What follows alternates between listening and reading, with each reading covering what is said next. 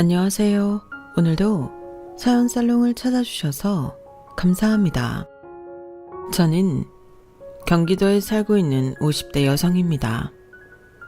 저는 많은 분들이 그렇듯 오랜 세월을 새를 들어 살았어요. 그러다 지난해 뜻밖의 일로 5채 건물의 주인이 되어 매달 세를 받고 살고 있어요. 이렇게 된 게 너무 꿈 같은 일이죠. 많은 부러움, 어쩌면 시기를 받을 수 있는 일이 저에게 일어났다고 생각해요. 그래서 항상 겸손하려고 해요. 어디 가서 저를 소개할 때 건물주라고 이야기하지 않아요. 그냥 건물 관리하는 사람이라고 이야기하죠. 그러니 때로는 저를 청소업체 사장이라고 생각하기도 하더라고요. 하지만 그렇게 생각해도 딱히 시정하진 않아요. 그게 중요한가요? 제가 건물주라는 사실을 세상 사람들이 몰라도 좋아요. 그도 그럴 것이 아까도 말씀드렸지만 정말 뜻밖의 일로 제가 이 건물들의 주인이 되었거든요. 남편을 만나 그 이후로 뚜렷한 직업도 없어 수입도 없던 제가 말이에요. 이렇게 순식간에 바뀐 제 삶, 궁금하신가요? 이제부터 천천히 말씀드릴게요. 제가 졸지에 부자가 된 사건을 말씀드리기에 앞서 제 남편 이야기를 조금 할게요. 어쩌면 자랑이 될지도 모르겠어요. 그만큼 제 남편은 무척 좋은 사람이었거든요. 저와 제 남편은 경기도 모 볼링 동호회에서 처음 만났어요.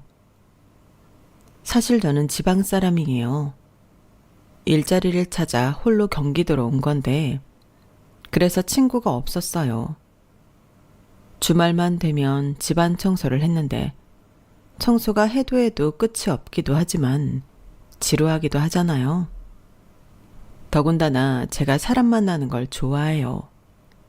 새로운 사람을 만나서 새로운 이야기를 듣고 좋은 관계를 만들어 나가는 게 인생 사는 데의 즐거움이라고 생각하기도 하고요.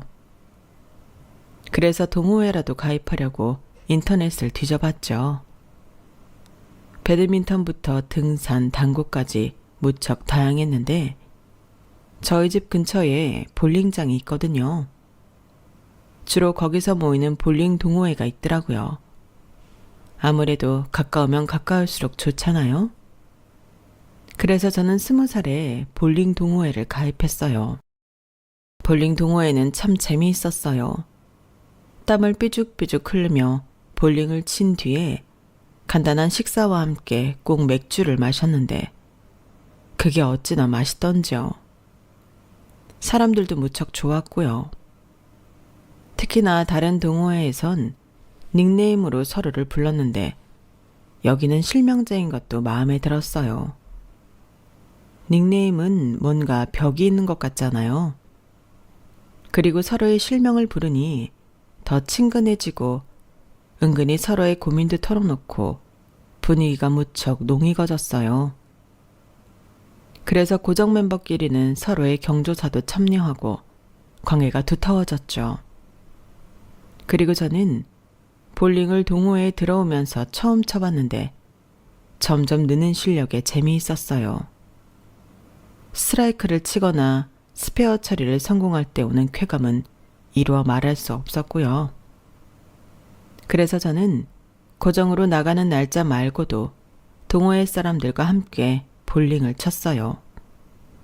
그러다 개인 장비까지 사게 됐죠. 그리고 남편은 제가 1년쯤 볼링을 쳐서 이미 수준급으로 치기 시작했을 때 동호회에 들어왔어요. 아직도 기억해요. 처음엔 좀 쳐봤다고 자신을 소개하더니 막상 치게 되니까 엉망으로 쳤었죠. 계속 구렁으로 공이 굴러 들어가더라고요. 아무리 봐도 초급자 같았어요.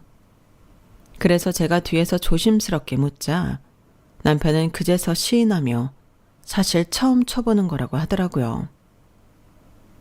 처음 쳐본다고 하면 동호회에 가입시켜주지 않을 거라고 생각했대요. 그래서 제가 웃으며 볼링의 기본적인 자세나 볼링공을 잡는 법을 뒤에서 알려주었어요. 남편은 운동신경은 있는지 곧 잘 따라 하더라고요. 그리고 남편은 그 다음 만남에도 저에게 이것저것을 물어봐 제가 알려주었고, 그걸 반복하다 보니 친해지게 되었어요.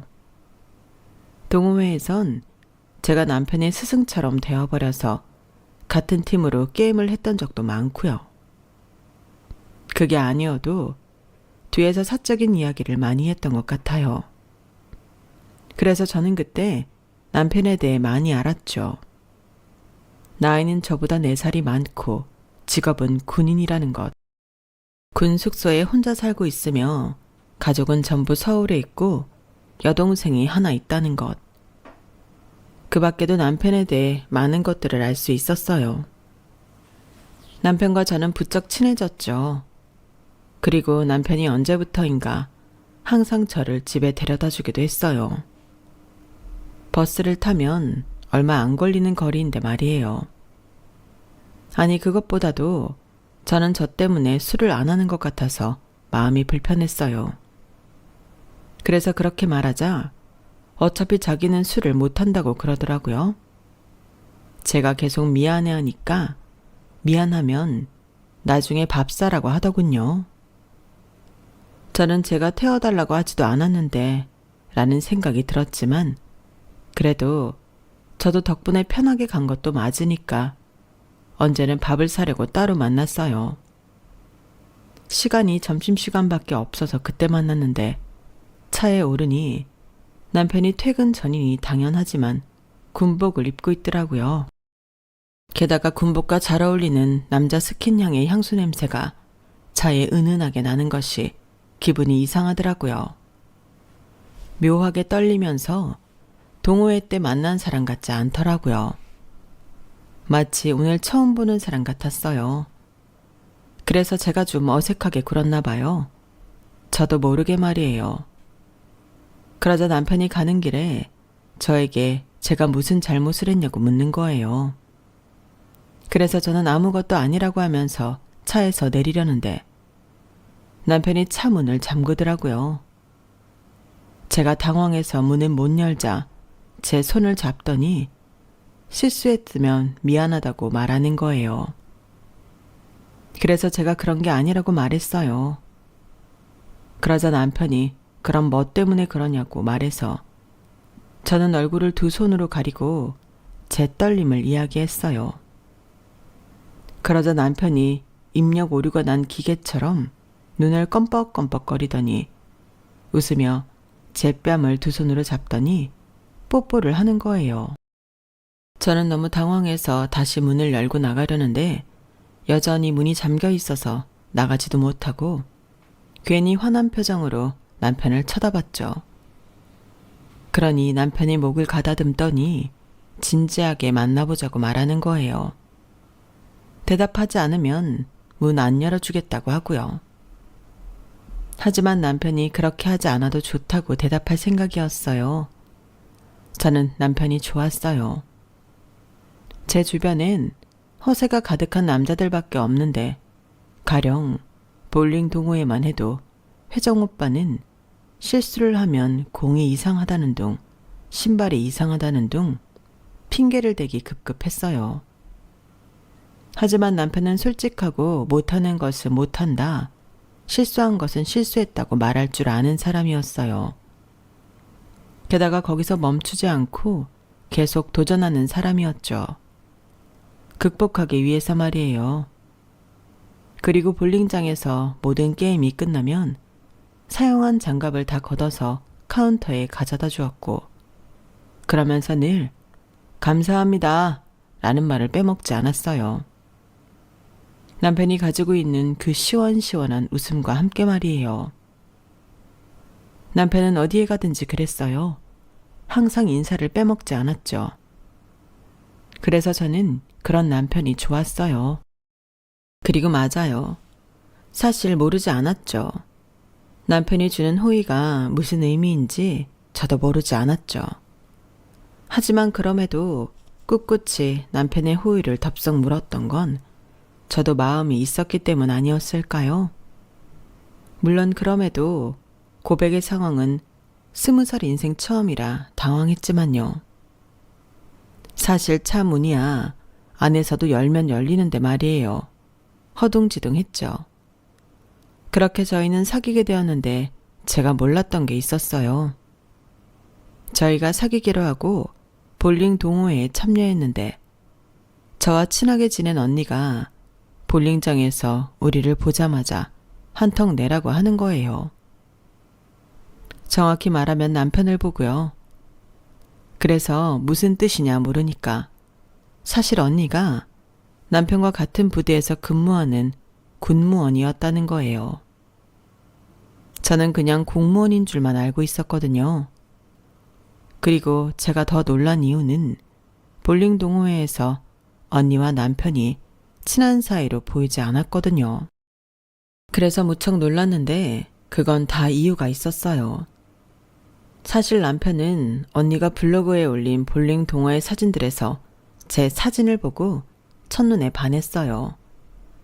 그래서 언니에게 소개시켜달라고 말을 했는데 제가 너무 어려서 안 된다고 했대요. 그런데 남편은 포기하지 않고 언니에게 밥 사고 술 사고 커피를 사며 동호회 이름을 알아냈고 가입까지 하게 되었다는 거예요. 그리고 언니는 제가 부담스러울까봐 남편과 아른 채도 안 하고 이제껏 잠자코 있던 거예요. 저는 사실을 알고 깜짝 놀랐어요. 그러면서 남편이 말하더라고요.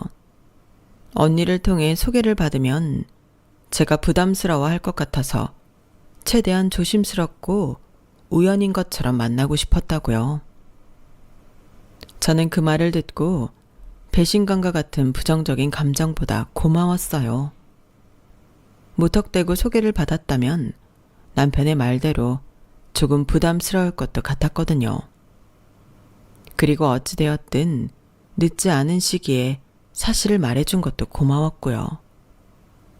그렇게 저희는 연애를 시작하게 되었고 연애를 하다 보니 동호회는 안중에도 없게 되더라고요.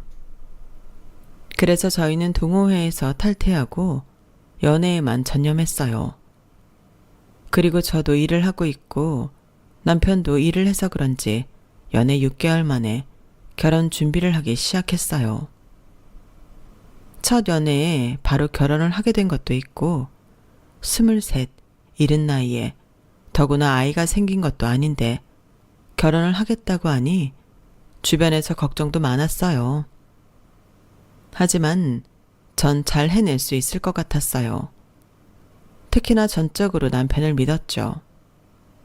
그래서 연애한 지 1년도 되지 않아 결혼을 해 후년에 아들을 낳았어요.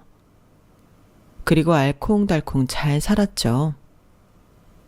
물론 남편이 군인이어서 전근이 많아 제가 일을 그만두고 육아에만 전념해야 한다는 게 한편으로는 좀 아쉽기도 했어요. 아르바이트라도 하고 싶은데 남편은 제가 아르바이트 하는 것을 별로 좋아하지 않았어요. 그래서 하루 종일 아이와 집에만 있어야 했죠. 아무래도 아이가 있는데 처녀 때처럼 동호회를 나갈 순 없지 않겠어요? 말도 안 되는 일이죠. 그리고 언제 정근 때문에 이사를 갈지 모른다는 것도 불안했어요. 그래서 아이 때문에 문화센터를 가도 좋은 관계를 만들다가 깨질 수도 있다는 생각이 드니까 저도 마음을 쉽게 주지 못하겠더라고요. 그래서 전 처음엔 조금 우울했던 것도 같아요. 하지만 엄마가 우울할 틈이 있나요? 그리고 아이가 커가는 모습을 보면서 그런 저희의 모습을 보고 행복해하는 남편의 얼굴을 보면서 버틸 수밖에요. 그러다 저희 부부에게 큰일이 일어났어요. 남편이 퇴직을 당한 거예요. 남편의 말로는 메일이 와서 열어보았는데 그게 기밀문서였던 모양이에요. 그래서 기밀문서 열람죄로 퇴직을 당했어요.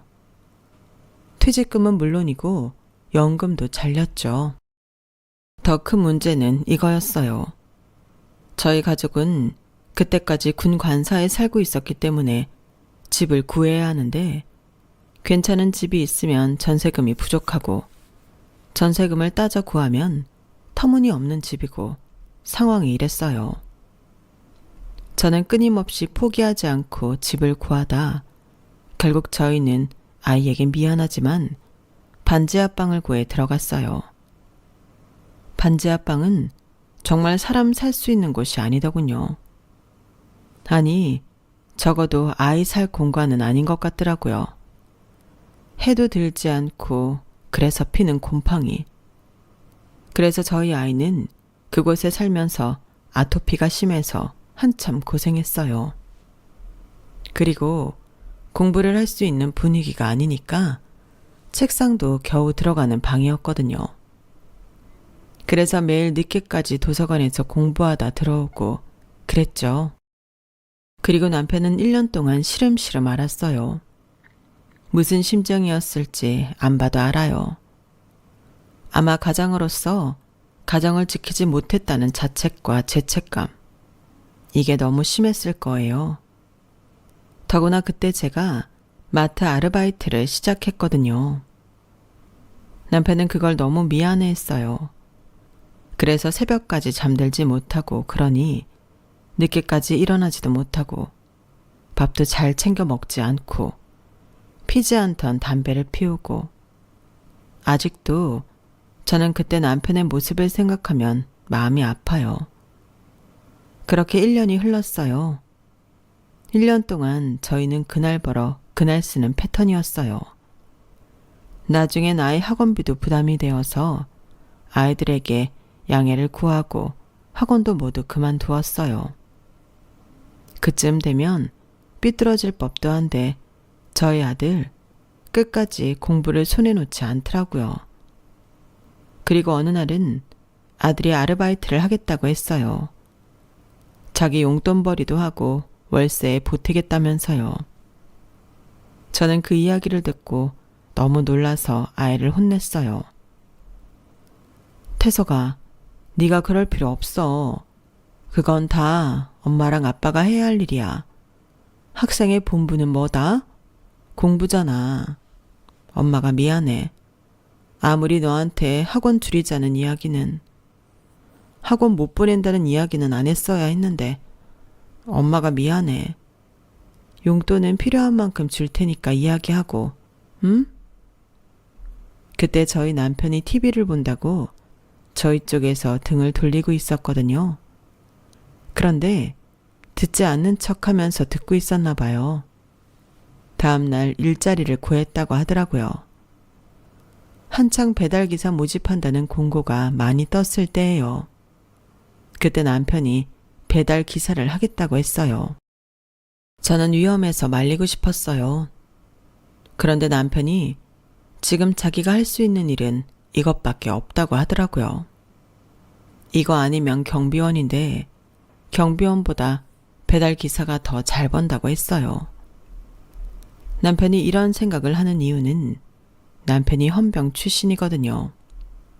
사실 헌병이 제대하면 할 수 있는 게 많이 없어요. 기술직이 아니다 보니 그래서 저도 남편의 마음이 이해가 되긴 되었어요. 그래도 너무 위험한 일이라고 생각했어요. 오토바이도 타본 적 없는 사람인걸요. 하지만 남편의 의지는 완고했어요. 그래서 결국 배달기사 일을 시작하고 말았어요. 남편은 오후에 출근을 해서 늦은 새벽에 귀가했어요. 저는 맨 처음에 일하는 시간도 길고 날씨도 많이 타는 일이잖아요. 그래서 고될 것이라 걱정이 많았어요. 그런데 생각보다 잘 버티고 나중엔 웃으면서 출근하더라고요. 그래서 언제는 한번 정말 괜찮은 게 맞냐고 물었어요. 아니라면 다른 일을 구해보자고도 말했죠. 그러니 남편이 웃어요. 여보, 걱정하지 마. 나 오랜만에 땀 흘려 번 돈이라 재밌어. 같이 일하는 동료들도 좋고. 그리고 지난번엔 어떤 일이 있었는 줄 알아? 내가 커피를 받았다?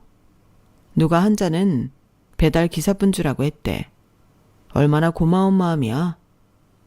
그리고 가끔 물건 받으면 수고하세요 하는 고객들이 있는데 그럴 때마다 힘이 나. 내가 군대 생활을 오래 해서 그때 뭐 해주는 게 고마운 게 아니라 당연한 거였거든. 근데 이젠 고맙다는 말, 수고한다는 말도 듣고 나 요새 너무 만족해. 오토바이 타는 거 위험하지. 하지만 내가 얼마나 안전운전한다고. 나 위험하게 운전 안 해. 그러니까 걱정하지 마. 나는 당신이 더 걱정이야. 안 해본 일 하느라 힘들지 않아? 남편은 이처럼 자기보다 저를 더 걱정했어요. 그러니 제가 가만히 있을 수 있나요? 땡깡 부릴 수 있나요? 더 열심히 일했어요.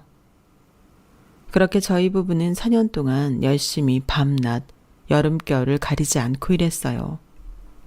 그리고 그날이 닥쳤죠. 그날도 물론 마트 마감일까지 하고 집으로 돌아와 겨우 씻고 10초 만에 잠들었을 때예요. 4년 전과 같은 반지하에서요. 그런데 제 휴대폰으로 전화가 무진장 오더군요. 저는 깨지 못하고 대학 공부를 하고 있던 아들이 저에게 와서 전화가 왔다고 했어요. 저는 비몽사몽하며 전화를 받았어요. 그런데 시끄럽고 조잡한 소리 너머로 저희 남편이 죽었다는 거예요. 저는 무슨 스팸도 이런 기분 나쁜 스팸이 있나 싶어서 전화를 끊으려다 쎄한 기분이 들어서 거기가 어디냐고 했어요. 그러니 응급실이라고 하더라고요. 시계를 보니 새벽 2시가 좀 넘었어요.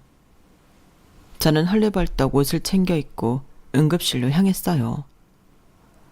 아니겠지 하는 마음으로 택시를 탔는데 계속 눈물이 나더라고요.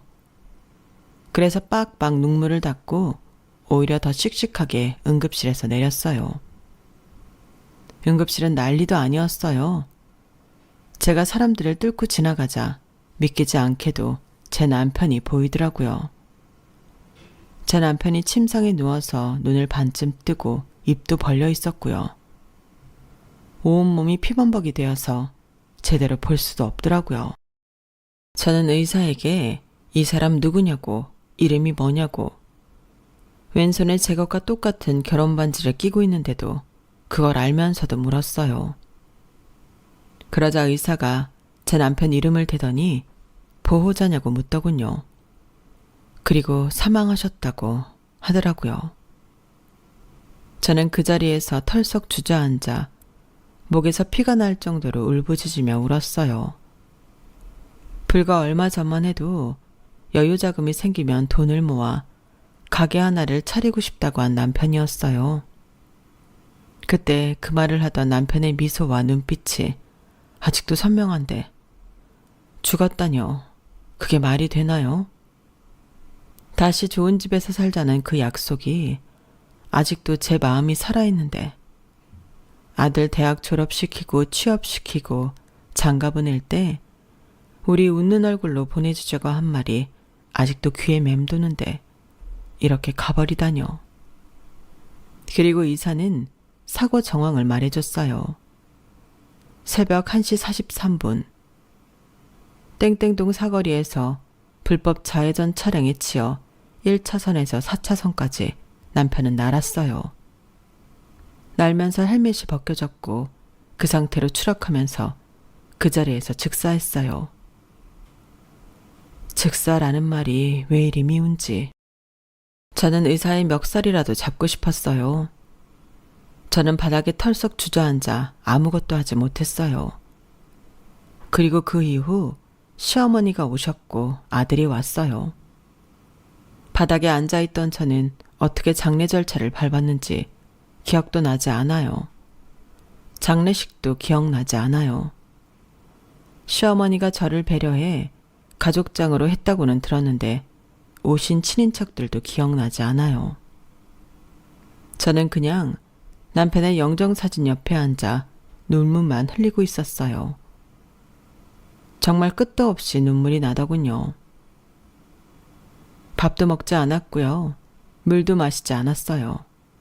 나중엔 어지럽더라고요. 그래서 아들이 저를 부축해 겨우 식혜 캔음료 있잖아요. 그걸 마시게 하고 저는 도로 영정사진 앞에 앉아 울었어요. 그리고 이 장면은 기억나요. 상대측 보험회사에서 직원이 왔더라고요. 합의를 하려고요. 저는 그 사람에게 평생 써본 적 없는 욕을 하며 합의는 없을 거라고 평생 감옥에서 썩어 문드러지라고 했어요. 그리고 아들이 보험회사 직원을 보냈는데 그 다음 날도 오고 발인 날에도 왔어요. 저는 그 다음부터 무시했어요. 그런데 그 직원이 음식도 나르고 쓰레기도 치우고 하더라고요. 참, 저 사람은 무슨 죄가 있어서 저렇게 하나 싶더라고요. 그리고 시어머니가 제게 살며시 오셨어요. 아가, 마음이 다친 거 잘한다. 하지만 산 사람은 살아야 하는 거야. 지금 당장 우리 태석이 등록금은 어쩔 거냐. 그리고 언제까지 그 반지하에서 살 거야. 산 사람은 살아야 한다, 아가. 합의하자. 너도 슬프지만 나도 못지않게 슬프다. 내 하늘이 무너질 수 있다면 이미 즉시 무너졌을 거야. 그러니까 합의하자. 그 사람만 감옥만 보낸다고 끝이냐? 뭐라도 살 수 있어야지. 뭐라도 가져야지. 어? 그리고 이렇게 해선 우리 아들 성불 못한다. 이렇게 누군가 미워하고 해봤자 우리 아들은 더 떠돌 거야. 그건 너도 바라지 않지 않니? 응? 그러니까 우리 아들을 위해서라도 합의하자. 사람이 못된 마음을 먹으면 한도 끝도 없다.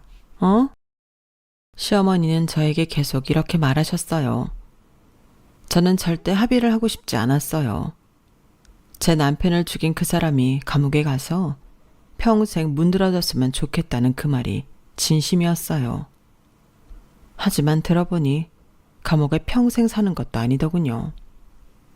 게다가 벌금형으로 끝날 수도 있고 보석금만 주고 풀려날 수도 있대요. 그 이야기를 들으니 가슴이 미어지는 듯 하면서 제 속이 썩어 문드러질 것 같더라고요. 그리고 저는 이른 나이에 상주를 하고 있는 제 아들을 봤어요. 얼마나 안쓰러운지 당장 가서 안아주고 싶은데 그것조차 부담이 될까봐 그러지 못했어요. 그리고 떠오르는 말, 산 사람은 살아야 한다는 말, 그 말이 절실히 와닿았어요.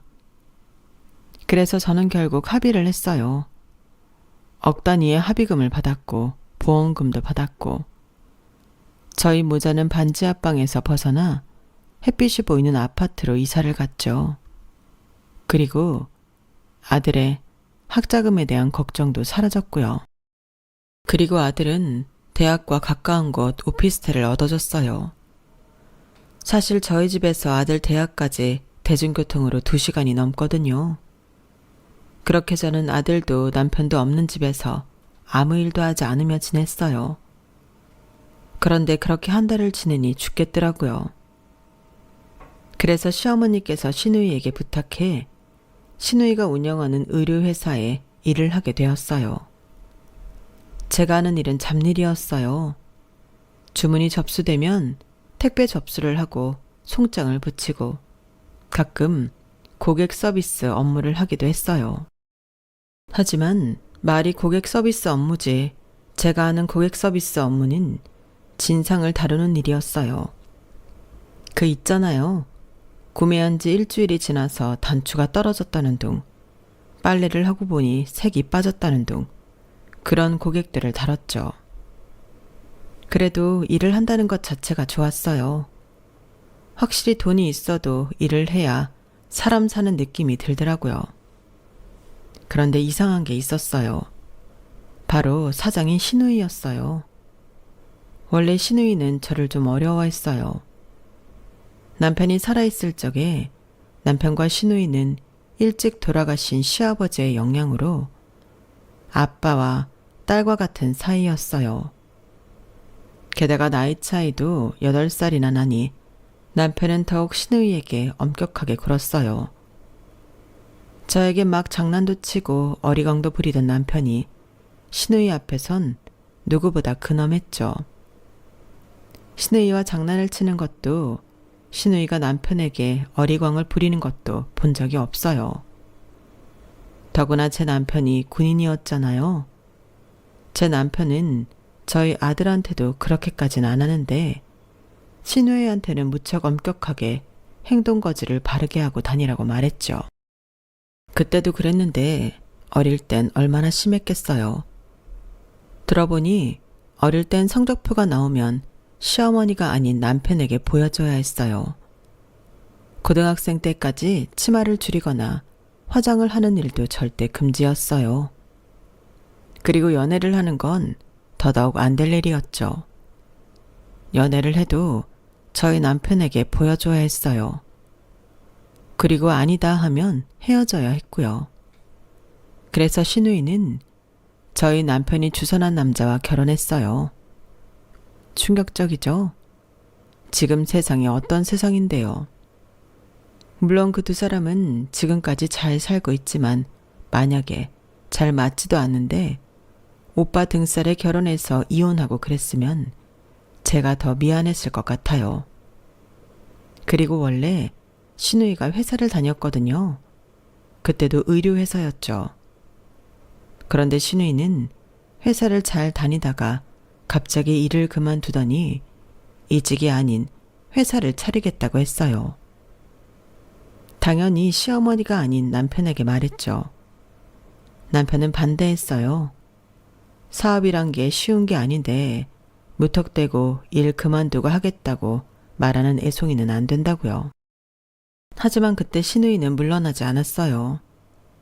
신우이는 처음으로 저희 남편에게 소리도 지르고 울면서 사정도 하고 단식투쟁도 했죠. 남편은 신우이가 이러다 잘못될까 허락하고 며칠 밤잠을 설쳤어요. 하지만 걱정과 무색하게 철두철미하게 준비했는지 신우이는 사업을 성공시켰고 그래서 남편은 신우이 회사로 화분 하나를 보냈어요. 아마 신우이는 그때 기뻤을 거예요. 결국 아빠 같은 오빠에게 인정받은 거니까요. 하지만 인정받았다고 이 관계가 끝나는 건 아니었어요. 신우이는 여전히 저희 남편을 무서워했죠. 저는 언니 무조건 성공할 거예요. 이 브랜드가 제 목숨이랑 다를 바가 없어요. 정말 열심히 할 거예요. 오빠한테 절대 부끄러운 모습 안 보여줄 거예요. 그리고 그 영향으로 신우이는 저도 어려워했어요. 신우이는 제게 꼬박꼬박 존댓말을 했어요. 제가 누누이 이제 가족이니까 말을 편하게 하자고 말해도 꼬박꼬박 존댓말을 하고 존칭을 썼어요. 그리고 신우이라고 저를 괴롭히거나 은근히 비꼬는 것도 없었고요. 자기 친정이라고 부엌 일을 하지 않거나 누워만 있는 경우도 없었죠. 누가 보면 누가 신우이인지 모를지도 몰라요. 둘 다 며느리인 줄 알 거예요. 그랬던 신우이가 달라졌어요. 신우이는 직원에게 제가 자기의 새언니라고 말하지 않았어요. 그냥 새로 들어온 직원이라고 말했죠. 그래서 직원들은 저에게 신우이의 차가 들어오면 커피를 뽑으라고 시켰어요. 탕비실에 커피 머신이 있었거든요. 처음엔 제가 그걸 다뤄본 적이 없어서 허둥대니까 한 직원이 답답해하며 한숨을 푹푹 쉬었어요. 제 아들 또래나 되는 여자였어요. 자존심이 팍 꺾이고 기분도 언짢았죠. 그 사이 신우이가 들어왔는데 탕비실에서 혼이 나고 있는 저를 보고 저와 눈이 마주쳤는데도 그냥 자기 사무실로 들어가더라고요. 그리고 비서가 탕비실로 들어왔어요. 커피 빨리 뽑아와. 얼음 3개 넣고. 그리고 저는 탕비실도 휴게실도 쓸 수 없었어요. 따로 휴게실이 있었는데요. 처음엔 신우이가 저를 위해 혼자만 쉴 수 있는 공간을 만들어준 줄 알았어요. 그런데 그게 아니라 원래 거기는 청소부 휴게실이었고 저를 거기로 유배시킨 거더라고요. 그리고 저는 따로 출입증도 없어서 매번 사무실 안에 있는 직원들이 문을 열어줘야 했는데 그때마다 직원들이 온갖 귀찮다는 표정을 하며 문을 열어줬어요. 하나같이 제 아들 또래인 직원들이 말이에요. 그래서 언제는 제가 신우이에게 따로 출입증은 왜 안 만들어주냐고 물으니 신우이가 웃더라고요.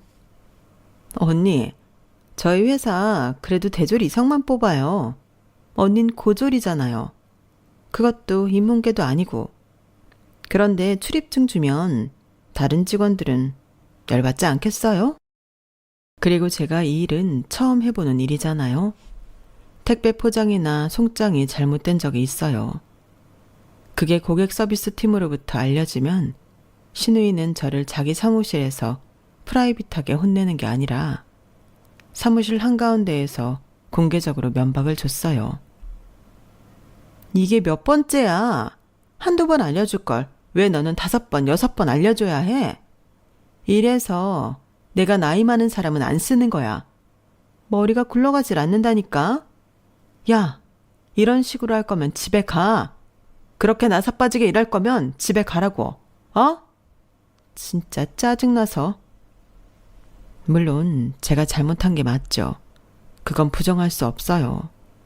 하지만 그렇다고 제가 한 실수를 제가 처리하지 않은 것도 아니고 이렇게까지 면박을 줄 필요가 있나요? 그것도 제 아들뻘인 직원들 앞에서요. 신우이가 그렇게 대하니 직원들도 저를 은근히 아니 대놓고 무시했죠. 신우이 회사는 점심시간이 끝나기 전에 커피타임을 갖는데요. 그때 가장 신입이 커피를 주문받아 만들어요. 제가 신우이 회사를 그래도 2년째 다니고 있을 때였어요. 근데 신입이 오더니 저한테 종이를 건네더라고요. 저는 맨 처음에 저에게도 커피를 주문받으러 온 줄 알았어요. 그래서 평소에도 그렇듯이 저는 커피를 안 마신다고 말하니까 이상한 표정을 짓더라고요. 알고 보니 직원들이 커피 명단이 적힌 종이를 저에게 주면 된다고 말한 거였더라고요. 그래도 그때 이런 취급을 받으니 서러웠어요. 그래서 벌떡 일어나 이거 전달하라고 한 사람 누구냐고 물었죠. 그러니까 젊은 주임이 일어나더라고요. 그래서 제가 손가락질을 하며 이게 무슨 짓이냐고 따졌어요. 그래서 한참 실랑이를 했어요. 그리고 밖이 시끄러워 신우이가 나왔어요. 팀장님, 그래도 제가 여기에서 1년하고 반개월이나 일을 했는데 이런 취급을 당해야 합니까? 아무리 제가 시답잖은 업무를 하고 있어도 제가 연차가 될 만큼 됐는데. 그러자 신우이가 시끄럽다고 말했어요. 점심시간이 쉬는 시간이지 싸우는 시간이야? 연차가 그렇게 찼으면 뭐? 그래봤자 네 말대로 시답잖은 업무나 하면서 부모된 마음으로 애들 커피도 못하죠? 이 애들 만만하게 볼 애들 아니야. 다 대졸이고 누군 유학도 다녀왔어. 알아? 점심시간 때까지 땡땡거릴 힘 있으면 내 커피도 같이 뽑아와. 바닐라 라떼. 알지? 나는 날씨에 맥을 못 추겠는데 뭘 먹으면 저렇게 목청이 좋은가 몰라. 홍삼 먹어? 그러면서 사무실로 쏙 들어가 결국 저는 치욕스러운 마음으로 신우이의 것까지 커피를 만들어야 했어요. 그날의 기억을 잊을 수 없네요. 그럼에도 제가 신우이 회사에서 일을 그만두지 않은 것은 가족이라는 것 때문이었어요. 사실 제가 부모님도 일찍 여의고 형제도 없거든요.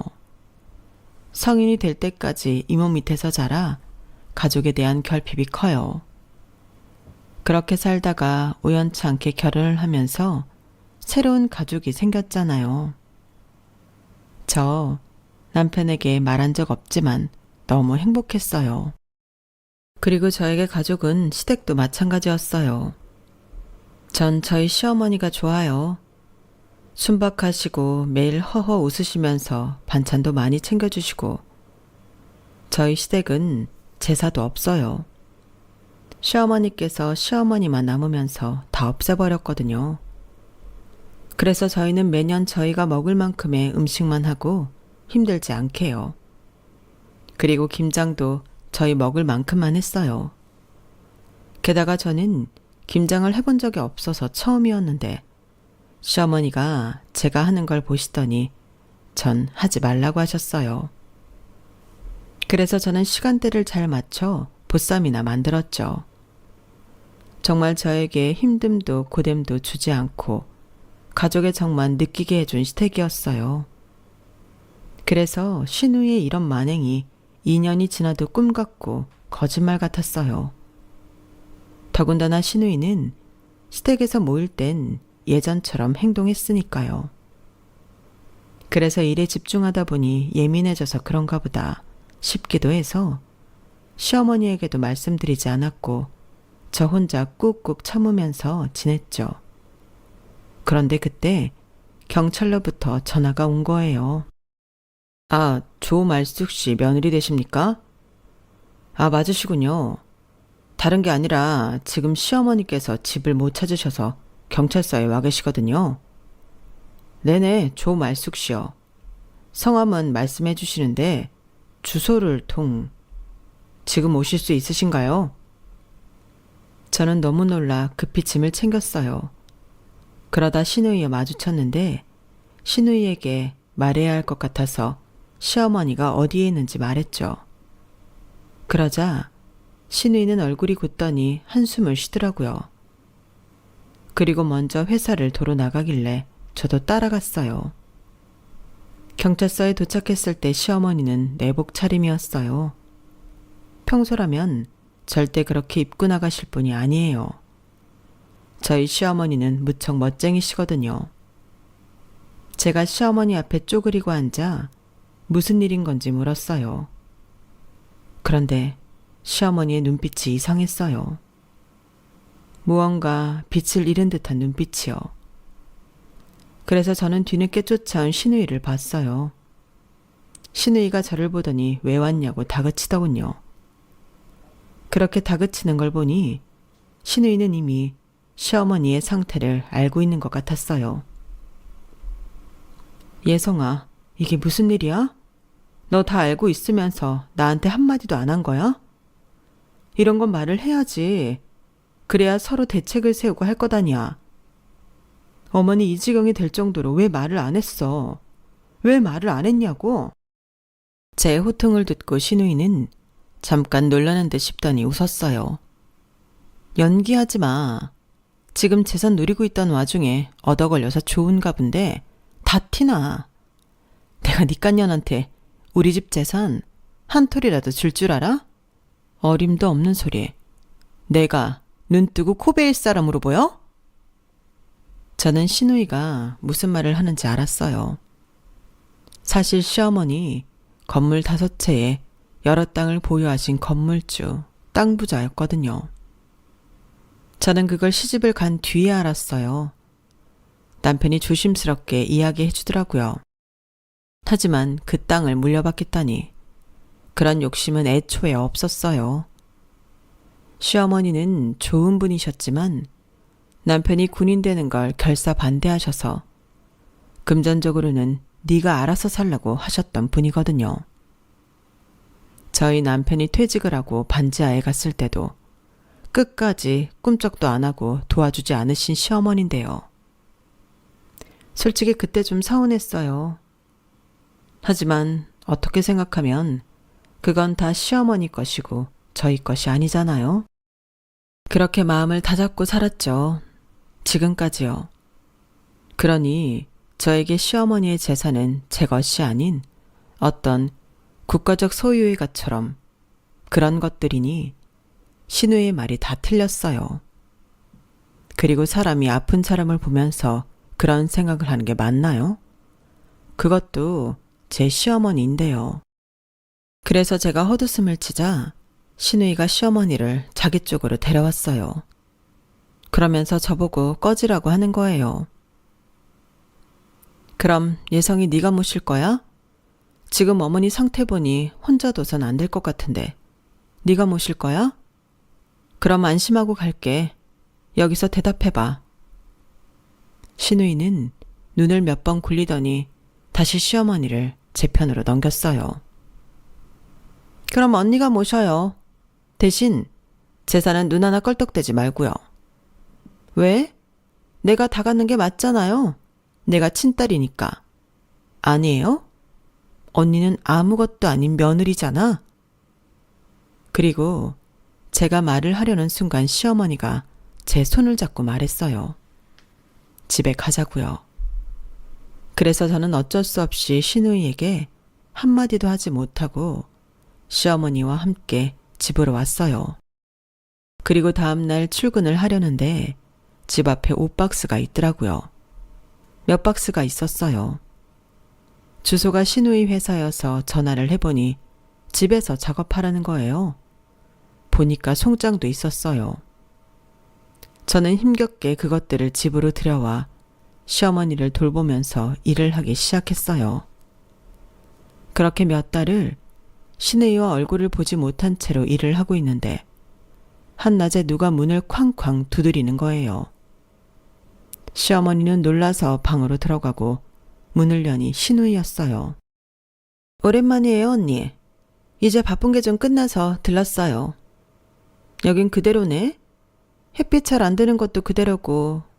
설마 거실에서 택배 작업하는 거예요? 옷이 먼지랑 비닐 먼지 무시 못하는데 여기서 하면 어떻게 해요? 우리 엄마 온종일 먼지 속에 있겠네. 우리 엄마 기관지 안 좋은 건 알고 있죠?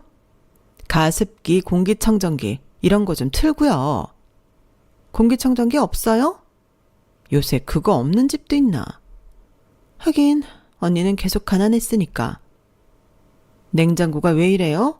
안에 아무것도 없잖아. 설마 우리 엄마 굶기는 거 아니죠? 나이 들수록 좋은 거, 비싼 거 먹여야 하는 거예요. 안 되겠네. 내가 좀 자주 와야겠어. 청소는 하고 있는 거예요? 이거 언제 먹은 그릇이야? 점심? 아닌 것 같은데? 아까도 말했지만 우리 엄마 기관지 안 좋으니까 매일 쓸고 닦고. 알죠? 그리고 우리 엄마는 어디서 지내는 거예요? 방이 따로 없나? 아, 이 방이구나. 아니, 안방이 아니네요. 그래도 어른 모시는 건데 안방 정도는 내줘야 하는 거 아닌가? 우리 엄마 집 봐서 알겠지만 엄청 커요. 이 코딱지만한 한 방에서 지내면 없던 치매도 생기겠어. 치매약은 내가 준 대로 잘 먹이고 있죠? 다음 주에 새로 약 탈 거니까 보내줄게요. 꼬박꼬박 먹여야 해요. 안 그러면 더 심해지니까. 신우이는 그렇게 자기 할 말만 하고 돌아갔어요. 시어머니는 어디 있는지 찾지도 않았죠. 저는 대체 신우이가 시어머니를 걱정하는 건지 다른 걸 걱정하는 건지 알 수가 없었어요. 그리고 신우이는 그 뒤로 자주 저희 집에 왔어요. 언제는 제가 시어머니와 나와 있었는데 어디에 간 거냐며 저를 막 의심하더니 시어머니 목소리가 제 곁에서 들리자 추운이 들어가야겠다며 비밀번호를 가르쳐달라고 하기도 했어요. 그리고 저희가 들어오자 또 비슷한 잔소리를 했고요. 그렇게 1년이 흘렀어요. 시어머니의 치매는 급속도로 안 좋아졌고 이젠 요양원에 보내야 할 것 같았어요. 그래서 그걸 상의하기 위해 신우이에게 전화를 했는데 신우이가 저희 집 앞이라는 거예요. 문을 여니 신우이가 저보고 나가라고 하더라고요. 그때 저희 아들도 함께 있었는데 저희 아들도 나가래요. 그래서 저희는 근처 카페에 가서 앉아 있었어요. 그런데 아들이 아무리 생각해도 이상하다며 집으로 다시 가보자는 거예요. 커피가 다 식지도 않았는데 저희 모자는 다시 집으로 향했어요. 문을 열고 들어가니 집이 엉망이었어요. 물건이 던져진 듯 했고 TV도 깨져 있었고요. 그리고 신우이는 없었죠. 일단 제가 집을 치우려는데 아들이 사진을 찍더라고요. 무슨 생각인지 알 수 없었지만 찢게 내버려 두고 집을 치웠어요. 그런데 시어머니가 저에게 뭔가 하나를 주더라고요. 잘 보니 USB였어요.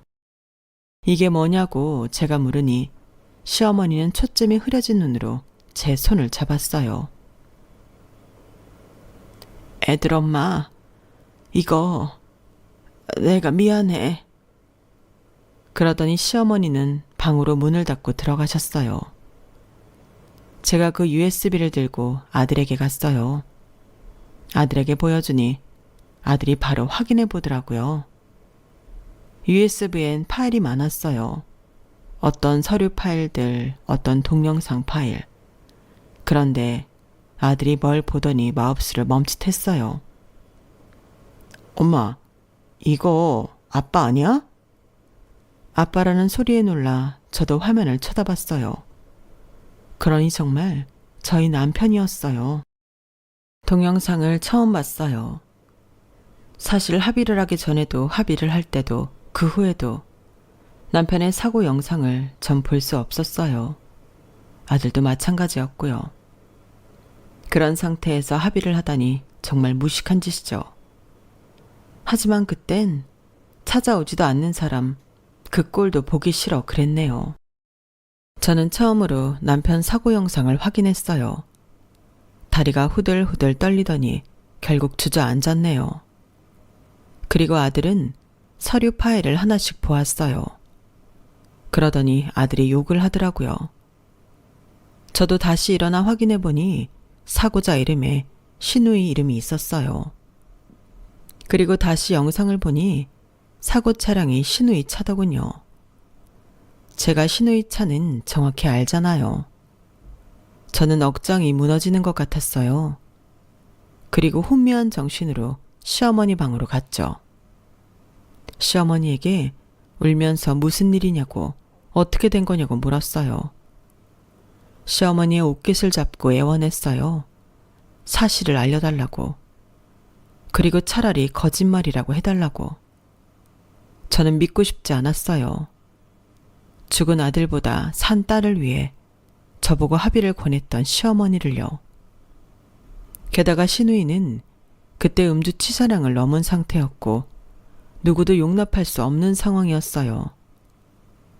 저는 시어머니를 잡고 대체 무슨 일이 있었던 건지 물었어요. 하지만 저희 시어머니 치매시잖아요. 제 물음에 겁을 먹고 따라오시더라고요. 그리고 아들이 저를 불렀어요. 무슨 일이냐고 숨을 헐떡이며 물으니 음성 파일 하나를 틀어주더라고요. 4년 전 파일이었어요. 아가, 나다. 네 시어머니다. 네 시어머니이자 우리 아들의 애미 고 말숙이다. 요즘 내 상태가 말이 아니구나. 안 아픈 데가 없고 자주 병이 난다.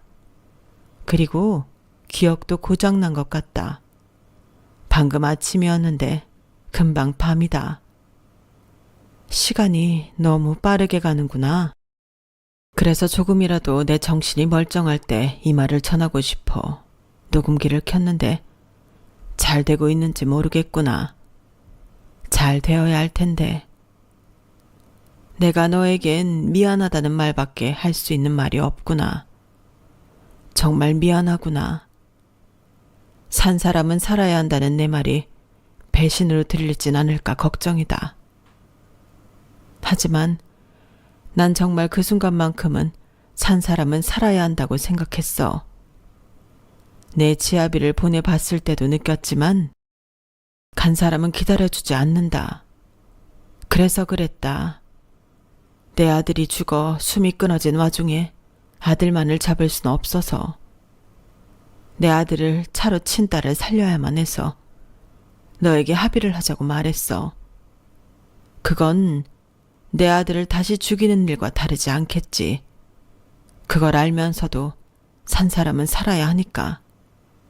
나는 그 말이 맞다고 생각한다. 네가 내 말을 듣고 나를 이해할 수도 있고 하지 못할 수도 있지만 어느 쪽이 됐든 너를 원망하지 않으마. 약속하마. 세상엔 영원한 비밀이 없고 나는 이걸 비밀로 감추고 싶지도 않구나. 언젠가는 네가 알아야 한다고 생각한다. 그리고 여기서만 말하겠는데 나는 내 재산을 너와 네 아들, 나의 하나뿐인 손자에게 물려주겠다. 그게 내가 하늘 풀 방법 같구나. 저와 아들은 놀라서 서로를 봤어요. 그리고 저는 통곡을 했어요. 아들이 저를 안고 달래기 시작했고 언제 온 시어머니도 저를 달래기 시작했죠. 그리고 전 처음에 시어머니의 유언도 듣고 싶지 않았어요. 제 남편을 팔고 받는 돈 같았거든요. 그런데 옆에서 아들이 저를 다독이더라고요. 엄마, 이제껏 엄마가 고생한 거 할머니가 다 아셔서 그런 거야. 그러니까 받고 편하게 지내요. 나도 엄마 걱정 안 하게. 응? 그래서 저는 아들과 함께 USB를 들고 시어머니가 아시는 변호사를 찾아갔어요. 그리고 변호사에게 USB를 주었죠. 그러자 변호사는 이제 오셨냐고 말했어요. 그런데 저희 모자는 시어머니의 재산 상속을 받았어요. 그리고 며칠 뒤 신우이를 변호사 사무실에서 만났어요.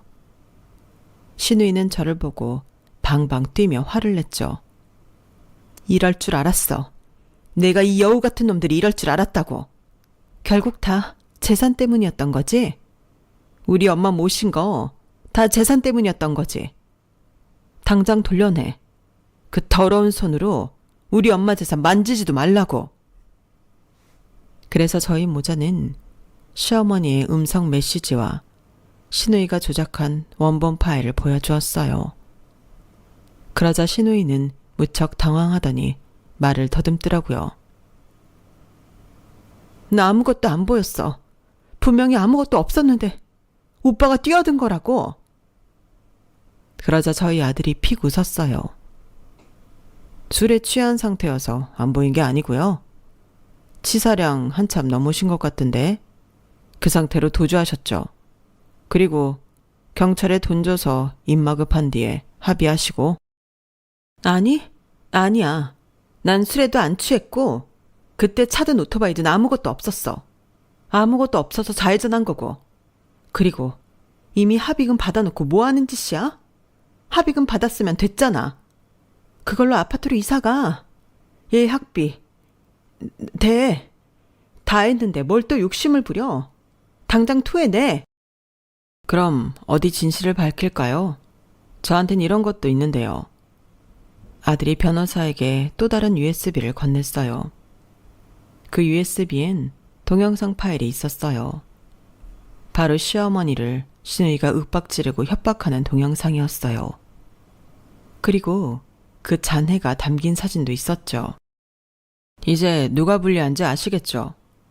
그리고 앞으로도 할머니는 저희가 모실 테니까 걱정은 어차피 안 하시니 안심하시고요. 지금 가지고 있는 회사나 잘 운영하세요. 지금 들어보니 섬유 문제 때문에 소송 걸려 있다던데.